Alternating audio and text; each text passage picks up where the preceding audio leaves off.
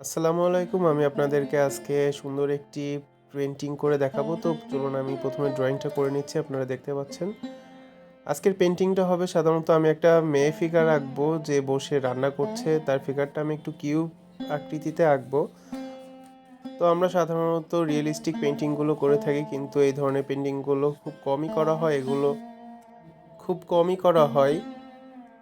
এগুলো আমরা করতে চাই না বা পারি না, কারণ এর রুলসগুলো আমরা সঠিকভাবে জানি না। তো আপনার ভিডিওটা দেখলে সম্পূর্ণ সঠিকভাবে জানতে পারবেন এই পেন্টিংগুলো কিভাবে করা হয়, কোন কোন কালার ইউজ করা হয়। তো আমি পেন্টিংটি ওয়াটার কালার দিয়ে করব।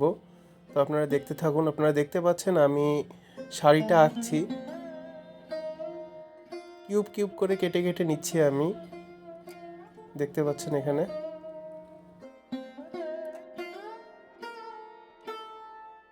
তো এখানে আমি হাঁড়ি দিয়ে দিচ্ছি রান্নার। আমি এখানে চুড়িগুলোও ড্রয়িং করে দিচ্ছি।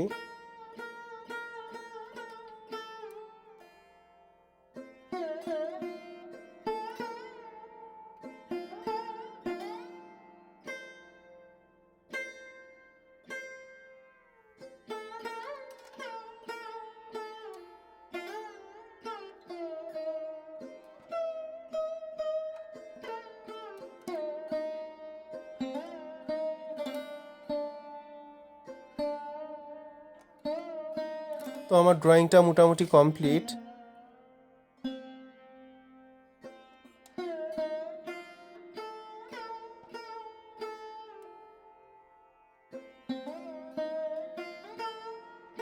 তো এবার আমরা কালার দিচ্ছি। দেখতে পাচ্ছেন আমরা ফেস থেকে কালার করা শুরু করছি।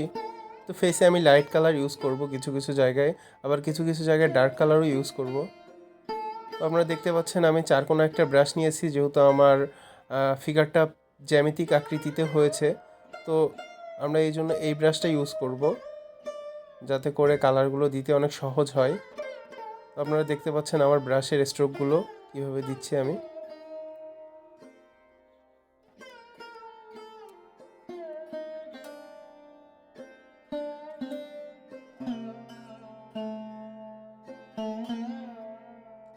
যেখানে যেখানে কালারগুলো দরকার ছিল আমি দিয়ে নিয়েছি। তো এবার আমি একটু একটু করে ডার্ক কালার দিব।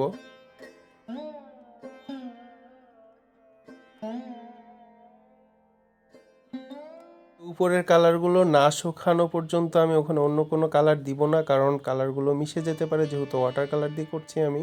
তো আমি নিচে চলে আসলাম, শাড়ির আঁচলের কাজগুলো আমি সেরে ফেলবো তার মধ্যে।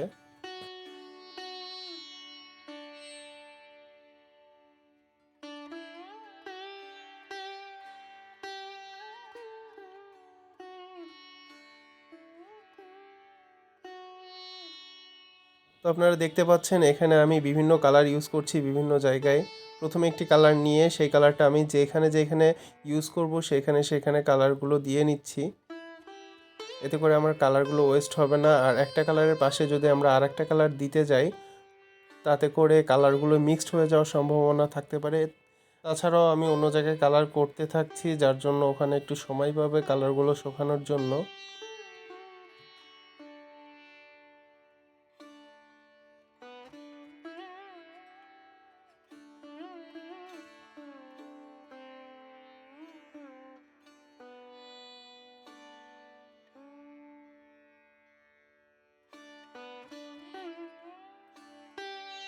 তো আমরা হাতের কালারটা দিয়ে নিচ্ছি এখানে।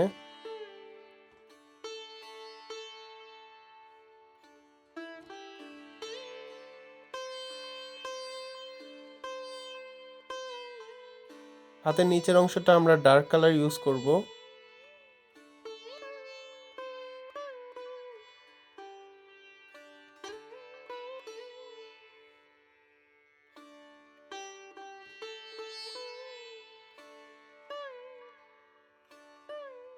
তো আমার এই কালারটা শুকিয়ে গিয়েছে, তো আমরা ভিতরে এখন হালকা হালকা করে ডার্ক কালারগুলো দিয়ে নিচ্ছি।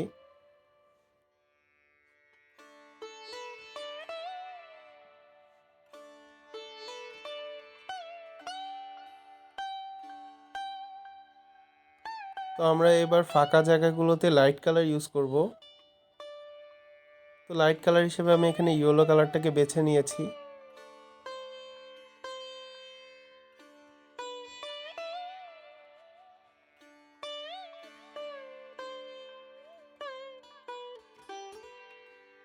তো কালার কন্ট্রাস্টটা ঠিক রাখার জন্য আমি শাড়ির বিভিন্ন জায়গাতে ইয়েলো কালার ইউজ করব।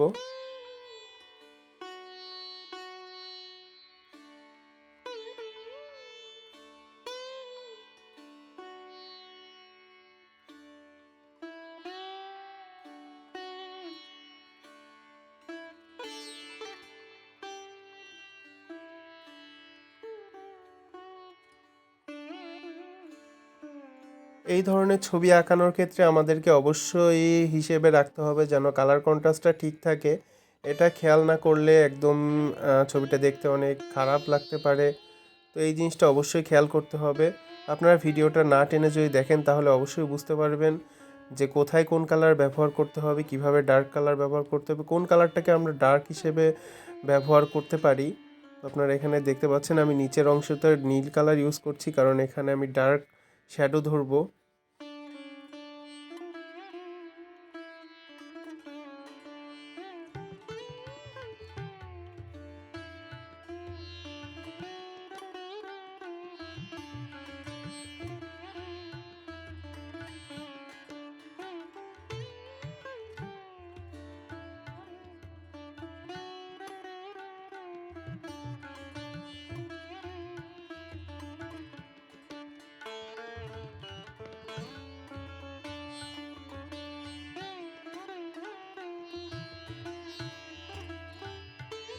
আগের মতো আমি এখানে লাইট কালার হিসেবে ইয়েলো কালারটাকে ইউজ করছি।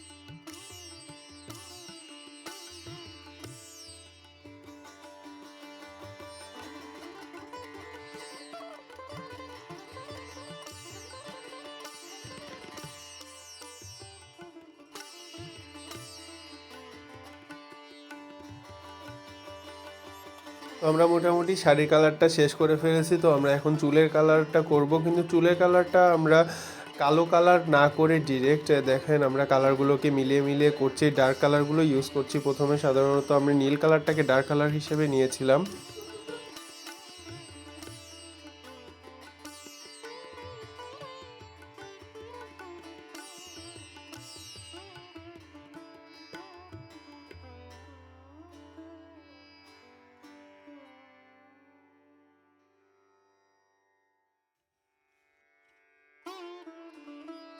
তো আমরা এখানে কিছু কিছু জায়গায় ভার্সিনা কালারটাকে ইউজ করলাম ডার্ক কালার হিসেবে।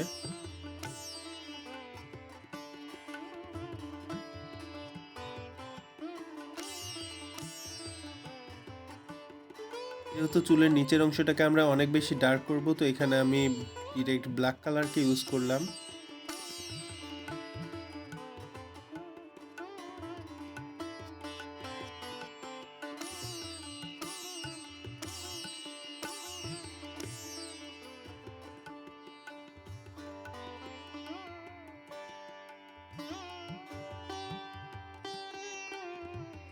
আমাদের ফেসে আরও কিছু কিছু জায়গায় কালার দরকার ছিল, তো আমরা সেগুলো দিয়ে নিচ্ছি।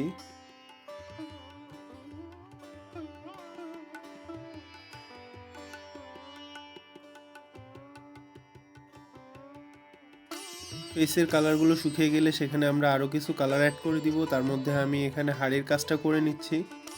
দেখুন এখানে আমি কিভাবে ডার্ক কালারগুলো ইউজ করছি, কিভাবে লাইট কালারগুলো ইউজ করছি।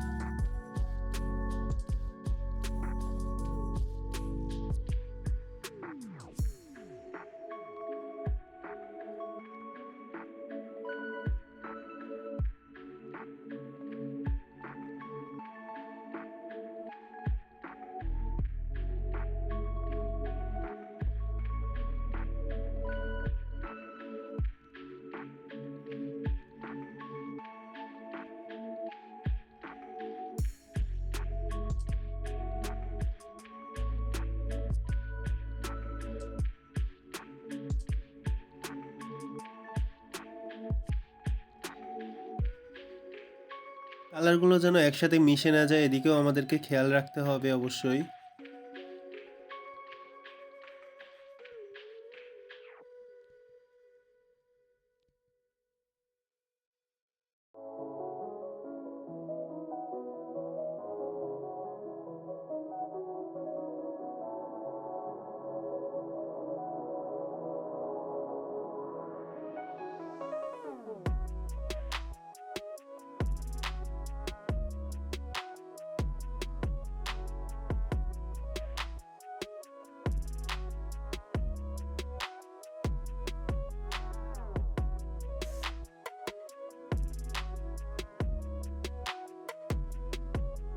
তো এখন আমরা ফেসে ফাইনাল টাচটা দিব।